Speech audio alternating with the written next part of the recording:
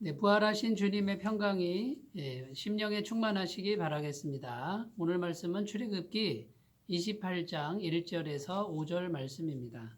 너는 이스라엘 자손 중 내 형 아론과 그의 아들들, 곧 아론과 아론의 아들들, 나답과 아비후와 엘르아살과 이다말을 그와 함께 내게로 나오게 하여 나를 섬기는 제사장 직분을 행하게 하되 내 형 아론을 위하여 거룩한 옷을 지어 영화롭고 아름답게 할지니 너는 무릇 마음에 지혜 있는 모든 자 곧 내가 지혜로운 영으로 채운 자들에게 말하여 아론의 옷을 지어 그를 거룩하게 하여 내게 제사장 직분을 행하게 하라. 그들이 지을 옷은 이러하니 곧 흉패와 에봇과 겉옷과 반포 속옷과 관과 띠라. 그들이 내 형 아론과 그 아들들을 위하여 거룩한 옷을 지어 아론이 내게 제사장 직분을 행하게 하라. 그들이 쓸 것은 금실과 청색, 자색, 홍색 실과 가늘게 꼰 배실이니라. 아멘.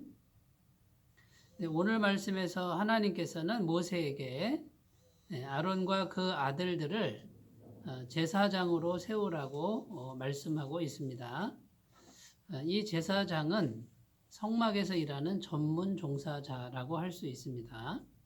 이 제사장은 다른 일은 일체 하면 안 되고 오직 성막에서만 일을 하기 때문에 전문직이라고 할 수 있는 것이죠. 제사장 직분은 참으로 중요합니다. 이스라엘의 공동체에 있어서 성막이 정말 중요한 위치에 있지 않습니까? 성막에서 하나님이 임재하시고 성막에서 하나님의 백성들이 죄를 씻고 또 성막에서 하나님을 만납니다. 그러니까 성막이 제일 중요한 위치에 있는 것처럼 성막에서 일하는 제사장들의 위치도 그만큼 중요하다라고 말할 수 있습니다.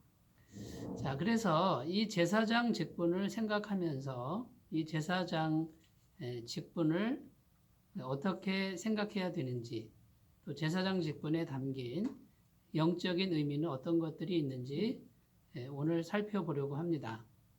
첫 번째는 오늘 말씀 1절에 보면 하나님께서 제사장을 세워라 이렇게 말씀하시면서 나를 섬기는 제사장 직분을 행하게 하라. 하나님을 섬기는 직분이라고 이렇게 하나님은 말씀하고 계십니다. 그리고 3절에도 또 4절에도 계속 반복해서 말씀하시는 게 뭐냐면 내게 제사장 직분을 행하게 하라. 이렇게 반복적으로 말씀합니다. 결국 제사장의 가장 주된 임무는 하나님을 섬기는 것이라는 것이죠. 자, 하나님을 섬기는 것이라고 했을 때 이 말의 정말 본질적인 뜻이 뭐냐면 하나님의 종이 되어야 된다라는 것입니다. 어떤 높은 계급이나 또 권세나 이런 의미가 아니라 하나님을 섬긴다 이 말은 하나님께 철저하게 종이 되어야 한다라는 것이고요.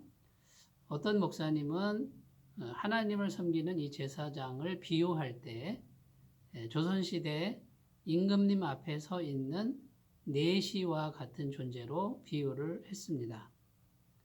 언제든지 임금님만 바라보고 하나님만 바라보는 태도를 가져야 되고 자신의 생각이나 의지나 감정은 왕이신 하나님 앞에 다 내려놓는 이런 마음의 태도와 중심이 절대적으로 필요합니다.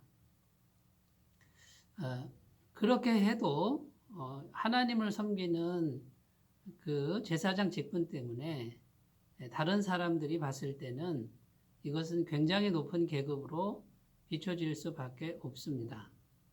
이때에 이 제사장들의 마음가짐은 절대로 특권이나 계급의식을 갖지 않도록 정말 매일매일 자신을 쳐서 복종하면서 노력해야 된다라는 사실입니다.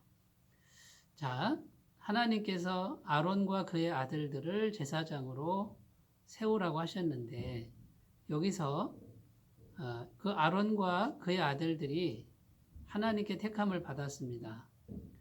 그러면 그들이 무엇이 다른 사람보다 나은 점이 있다는 말입니까? 그렇지 않습니다. 이 하나님을 섬기는 제사장 직분은 자기가 어떤 능력이 탁월하거나 다른 사람들보다 나아서 선택된 것이 아니라 전적인 하나님의 주권적 선택의 은혜로 된 것입니다. 아론과 그의 아들들은 약점이 많았고 허점투성이었습니다. 이것을 심령 속에 분명히 간직하고 인정해야 된다는 것이죠. 이 제사장 직분은 세상 직업과는 차이가 있어야 됩니다. 세상 직업은 이윤을 남기고 돈을 버는 것이 목적이라 그러면 이 제사장 직분은 오직 하나님께만 마음을 다하는 것입니다. 하나님만 신뢰해야 됩니다. 하나님이 주시는 대로 순종하는 것입니다. 이런 마음으로 하나님만 섬기는, 하나님에게만 전부를 드리는 귀한 마음으로 감당해야 되겠지요. 그래서 이 일을 위해서 아론과 그의 아들들을 세우라고 말씀하셨고요. 그 제사장 직분의 가장 중요한 그 첫 번째 영적 의미는 하나님만을 섬긴다라는 것입니다. 두 번째 영적 의미는 예수님으로 옷 입고 감당해야 된다라는 것입니다. 반드시 예수님의 옷을 입어야 된다라는 것인데 2절 말씀에 보면 내 형 아론을 위하여 거룩한 옷을 지어 영화롭게 아름답게 할지니. 자, 거룩한 옷을 지으라 그럽니다. 그때 당시에 어떤 옷을 입느냐가 신분과 계급을 나타내기도 했습니다. 그러면 거룩하고 멋있는 옷을 지어 입히라 이 말은 높은 계급을 가지라 그런 뜻이 아니고요. 여기서 말하는 거룩한 옷은 죄를 가리는 옷입니다. 아론과 그의 아들들이 역시 똑같은 죄인이죠. 그 사람들이 거룩하신 하나님을 섬기려면 거룩한 옷을 입고 해야만 한다라는 것이고요. 죄를 가리고 그 거룩한 옷에는 아주 여러 가지 실로 짠 그런 옷을 입히는데 5절 말씀에 보면 금실, 청색, 자색, 홍색실, 가늘게꼰 배실 이렇게 나옵니다. 예수님의 신성과 또 왕되심과 십자가 보혈을 의미하는 이 실을 섞어 짜서 아름답게 만든 옷입니다. 하나같이 예수님의 옷이고요. 예수님의 신성, 예수님의 보혈, 또 예수님의 왕되심 이것을 상징하는 것으로 몸을 가리는 것입니다. 오늘날 신약 시대에 우리는 예수님의 옷을 믿음으로 입고 보혈을 지나서 하나님의 영광의 보좌 앞에 나아가는 것이죠. 믿음으로 예수님의 옷을 입지 않은 사람은 하나님을 만날 수가 없는 것과 같습니다. 자, 세 번째입니다. 이 제사장 직분의 최대의 사명은 뭐냐면 거룩과 성결을 유지하는 사명입니다.